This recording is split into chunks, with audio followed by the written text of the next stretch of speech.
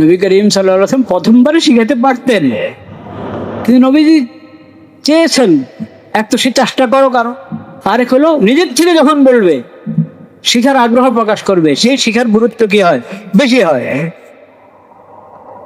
ওটার প্রভাব বেশি পড়ে অন্তরে।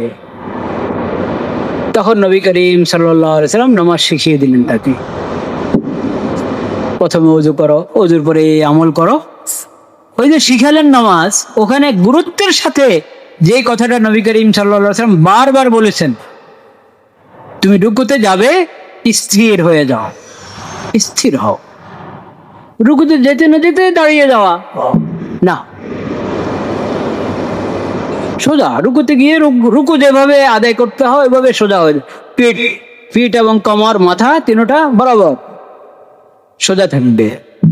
হ্যাঁ, এটা পরে বলবো, আমরা জানি, তারপরও জানা জিনিসও আলোচনা করতে হয়, বারবার শিখাতে হয় একে অপরকে, তাহলে এটা মজবুতির সাথে দিলে বসে। তো রুকু যেভাবে করার নিয়ম ওইভাবে তুমি সুন্দরভাবে রুকু করো, এবং সবচেয়ে বড় কথা হলো স্থির থাক, সোজা হয়ে যাও এবং স্থির থাক। কমপক্ষে 3 বার যদি আমি সুবহান রাব্বিয়াল আযীম পড়ি, তাহলে তো স্থির হয়ে যাব। তো 3 বার তো সুন্নতে মুআক্কাদা, সুবহান রাব্বিয়াল আযীম, এটা কি সুবহান সুবহান সুবহান এইভাবে বললে তো হবে না। সুবহান রাব্বিয়াল আযীম, সুবহান রাব্বিয়াল আযীম, সুবহান রাব্বিয়াল আযীম। এরপরে দাঁড়াও, সামি আল্লাহু লিমান হামিদা বলে দাঁড়াচ্ছ, তো দাঁড়াও। এমন না যে তোমার ট্রেন ছুটে যাচ্ছে, আরে দৌড় মারো, কখন সিজদা যাবে না, দাঁড়িয়েছো। কওমা, কওমা এটা স্বতন্ত্র একটা আমল, এই না যে রুকু আর সিজদার মাঝখানে, এটা একটা মাধ্যম আর কি কওমা। কাজেই এখানে ওরকম বিরতি দেওয়ার দরকার নেই, বাস দৌড় মারো, সোজা হইতে না হইতেই সিজদার দিকে রওনা হয়ে যাও না, একবারই সোজা দাঁড়িয়ে যাও। দাঁড়ানোটা এখন তোমার একটা কাজ। কওমা, এতক্ষণ তো তুমি কেরাত, সূরা ফাতিহা এবং সূরা মিলিয়েছো, কোরআন পাঠ করেছো, সেই কিয়াম, কিয়ামের পরে রুকু করেছো, রুকুর পরে এখন যে দাঁড়াবা, এটা তো ওরকম লম্বা কিয়াম হবে না, এজন্য এটার নাম হলো কওমাতুন, ছোট্ট একটা কিয়াম, ছোট্ট দাঁড়ানো, কিন্তু সেটা দাঁড়াতে তো হবে, সোজা হয়ে দাঁড়াতে হবে তোমাকে। বলো এই রব্বানা লাকাল হামদ বা রব্বানা ওয়া লাকাল হামদ, আল্লাহুম্মা রব্বানা লাকাল হামদ বলো, ওটা সুন্দর করে বললে তো বাস কওমাটা ঠিক মতো আদায় হয়। কিন্তু সামি আল্লাহু লিমান হামিদা বলে দাঁড়াইতে না দাঁড়াইতেই আবার সোজা, পিঠ সোজা না করেই তুমি সিজদার দিকে যদি রওনা হও, তাহলে কওমা আদায় হলো না। নবীজি বলেছেন হাত্তা তা'তাদিলা কাইমান, রুকুর ক্ষেত্রে বলেছেন হাত্তা তা'তাদিলা রাকিআন, হাত্তা তাতমাইন্না রাকিআন, আর কওমার ক্ষেত্রে বলেছেন হাত্তা তাকুমা, হাত্তা তা'তাদিলা কাইমান, হাত্তা তাতমাইন্না কাইমান। দুইটা শব্দ, দুই হাদিসে দুইটা শব্দ, দোনো শব্দ আমরা যদি খেয়াল করি তাহলে পুরো মর্মটা বোঝা যায়। স্থির হও, সোজা হও, দাঁড়াও, স্থির হও। এখন আল্লাহু আকবার বলে সিজদার দিকে যাও, সিজদা গেল, হাত্তা তা'তাদিলা সাজিদান হাত্তা তাতমাইন্না সাজিদা। সিজদা গিয়েও তুমি হুলস্থুল করবে না যে কখন আবার বসে যাব না। সুবহান রাব্বিয়াল আ'লা, সুবহান রাব্বিয়াল আ'লা, সুবহান রাব্বিয়াল আ'লা, কমপক্ষে 3 বার শুদ্ধ করে, কমপক্ষে 3 বার যদি সুবহান রাব্বিয়াল আ'লা বলে, তাহলে স্থির হবে কি হবে না? হবে। তারপরে বসলা, এখানেও হাত্তা তাতমাইন্না জালিসান, জলসা, 2 সিজদার মাঝে, এটাকে হালকা মনে করবো না, এটা এমনি 2 সিজদার মাঝে একটা পার্থক্য করার জন্য বাস বসার ভান ধরলে হবে না, বসার ভান ধরলে হবে না, পুরা স্থির হয়ে বসে দাও, স্থির হয়ে কি বসে দাও। পড়ো না, দোয়া আছে, রব্বিক ফিরলি, রব্বিক ফিরলি, রব্বিক ফিরলি কয়েকবার পড়ো, বা আল্লাহুম্মা ফিরলি ওয়ারহামনি ওয়াহদিনি ওয়ারযুকনি ওয়াজকুরনি ওয়াফিনি, যতটুকু পড়তে পারো। আর আপনি বলেন আমি পড়বো না, আচ্ছা পড়েন না, কিন্তু বসে থাকেন, বসে থাকেন। 2 সিজদার মাঝে বিরতি দিতে হবে আপনাকে, সোজা হয়ে বসতে হবে, স্থির হয়ে বসতে হবে।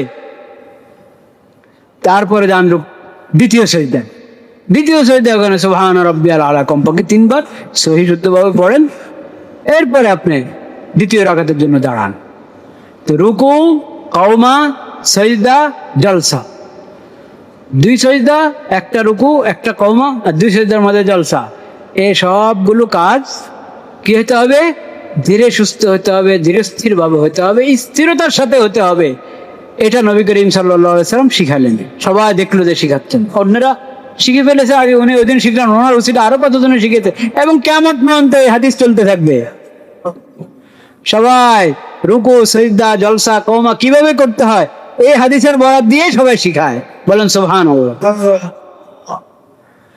তাহলে কত নেক আমল জমা হচ্ছে ওই সাহাবীর, ওই মুসল্লির আমল নামায়, কত নেক আমল জমা হচ্ছে আমাদের নবীজির আমল নামায়।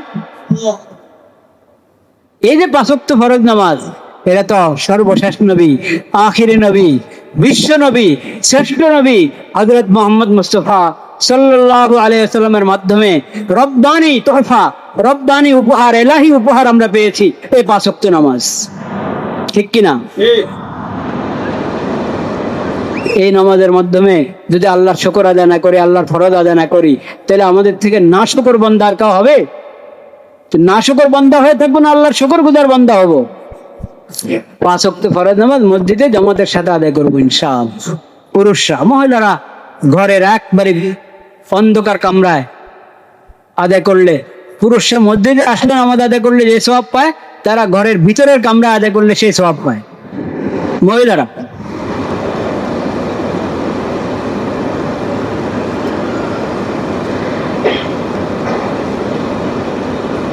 নবী করিম সাল্লাল্লাহু আলাইহি সাল্লাম খাতামুন নবিয়্যিন, সর্বশেষ নবী, সর্বশেষ রাসূল। তারপরে নতুন করে কোন নবী রাসূল আসবে না।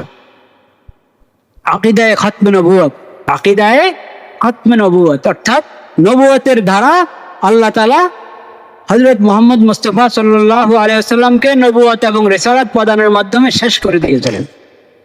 ইনকাতাতিন নবুওয়া, ইনকাতাতির রিসালা, এই আখেরি নবীর মাধ্যমে এই ধারা শেষ। এরপরে নতুন করে কোন নবী কি আসবে না। কিয়ামতের আগ মুহূর্তে ঈসা আলাইহিস সালাম আসবেন। ঈসা আলাইহিস সালাম কি আমাদের নবীর পরের নবী না আগের নবী? আগের নবী, অনেক আগের নবী, 500 বছর আগের কি নবী, আরো বেশি, আরো কিছু বেশি। আল্লাহ তাআলা, ইহুদিরা ষড়যন্ত্র করে তাকে হত্যা করতে চেয়েছে, আল্লাহ তাআলা রক্ষা করেছেন, হেফাজত করেছেন, ঈসা আলাইহিস সালামকে উপরে উঠাই নিয়েছেন। উনি জীবিত আছেন, কিয়ামতের আগে জমিনে আসবেন, ওনার ইন্তেকাল হবে, কবর হবে এই জমিনে। কিন্তু তখন যে আসবেন, তিনি তো নবী, আমাদের নবীজির আগের নবী, তখন যে আসবেন উনি ওনার শরীয়ত বাস্তবায়ন করার জন্য আসবেন না, ইনজিলের শরীয়ত বাস্তবায়ন করার জন্য আসবেন না, কোরআনের শরীয়ত বাস্তবায়ন করার জন্য আসবেন, আমাদের নবীর সুন্নাত বাস্তবায়ন করার জন্য আসবেন। এবং তিনি যখন আসবেন, জমিনে অবতরণ করবেন, তাই ইমামতের জন্য ওনাকে বলা হবে, বলবে না তোমরা ইমাম, তোমরা ইমাম। নবীর উম্মত একজন ইমামের পিছনে নামাজ আদায় করবেন ঈসা আলাইহিস সালাম, আল্লাহর নবী হযরত ঈসা আলাইহিস সালাম। তো সর্বশেষ নবী কে?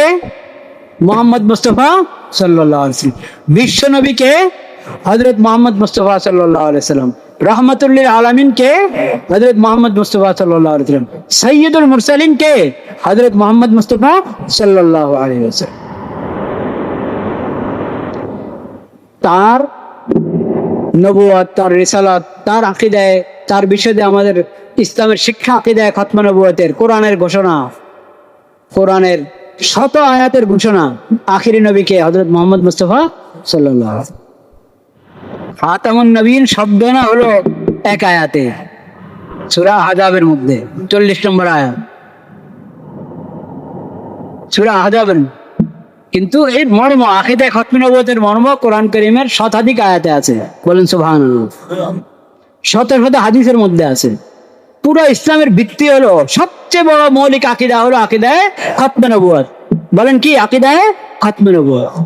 এই আকীদা শেষ, ঈমান শেষ, ইসলাম শেষ। আল্লাহর তাওহীদ, আল্লাহর দেওয়া শরীয়ত যদি খাতামুন নবীন সাল্লাল্লাহু আলাইহি ওয়াসাল্লামকে কেউ না মানে, আল্লাহর দেওয়া শরীয়তও পাবে না, কোরআনও কি পাবে না, আকীদা তাওহীদ শিখার তার সামনে আর কোনো রাস্তা নেই।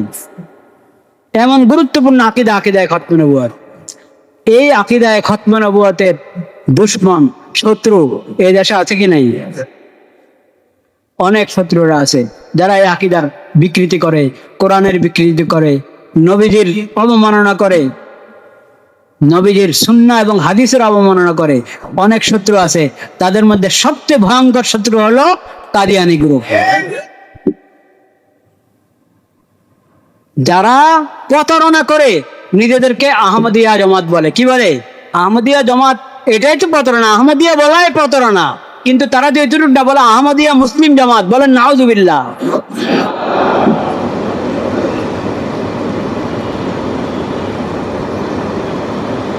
প্রতারণা বন্ধ হওয়া দরকার। এ দেশে মুসলমানদের বাহিরে অনেক ধর্মের লোকেরা আছে কি নাই? আছে, থাকো, নিজের ধর্ম পরিচয় দিয়ে থাকবা, কোনো আপত্তি নেই, নিরাপত্তার সাথে থাকো। তুমিও কারো উপরে জুলুম করবে না, তোমার উপরে কেউ জুলুম করবে না। আর কৃত্রিম মজলুম সাজবে না, কৃত্রিম মজলুম সাজবে না। নিজেরা জুলুম করে কৃত্রিম ভাবে নিজেদেরকে মজলুমের রূপে পেশ করে, বলেন নাউজুবিল্লাহ। কিন্তু তুমি অমুসলিম, কিন্তু মুসলমানের নাম ব্যবহার করে, মুসলমানের কালিমা ব্যবহার করে, মুসলমানদের পরিভাষা ব্যবহার করে সমাজের মধ্যে থাকবে আর প্রতারণা করবে, মানুষকে ধোঁকা দিবে। এটা মানা যেতে পারে না, এটা মানা যেতে পারে না। তো কাদিয়ানীরা অনেকে বলে আমাদের দেশে হিন্দু আছে, তারপরে বৌদ্ধ আছে, খ্রিস্টান আছে, তো কাদিয়ানীরা থাকতে আপত্তি কি? কোনো আপত্তি নেই, কাদিয়ানীরা থাকবে, কিন্তু মুসলিম পরিচয় থাকবে না।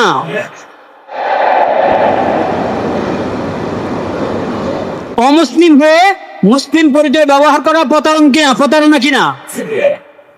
প্রতারণার বিরুদ্ধে আইন হওয়া দরকার। যে কোনো প্রতারণার বিরুদ্ধে আইন হওয়া জরুরি।